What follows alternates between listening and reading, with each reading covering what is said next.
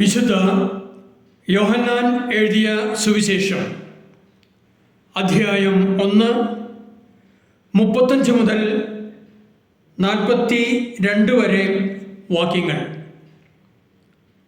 അടുത്ത ദിവസം യോഹന്നാൻ തൻ്റെ ശിഷ്യന്മാരിൽ 2 പേരോട് കൂടി നിൽക്കുമ്പോൾ യേശു നടന്നു വരുന്നത് കണ്ട് പറഞ്ഞു, ഇതാ ദൈവത്തിൻ്റെ കുഞ്ഞാട്.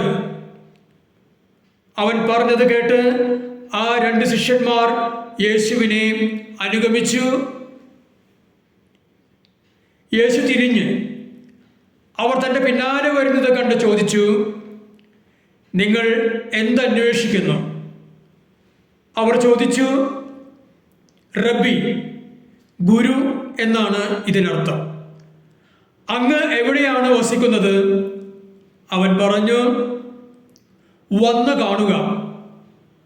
അവർ ചെന്ന് അവൻ വസിക്കുന്നിടം കാണുകയും അന്ന് അവനോട് കൂടെ താമസിക്കുകയും ചെയ്തു.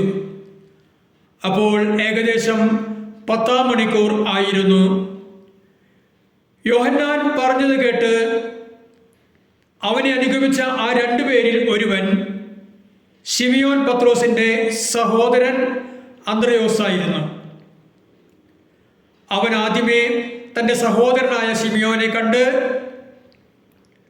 അവനോട്, ഞങ്ങൾ മിശിഹായെ, ക്രിസ്തുവിനെ കണ്ടു എന്ന് പറഞ്ഞു. അവനെ യേശുവിൻ്റെ അടുത്ത് കൊണ്ടുവന്നു.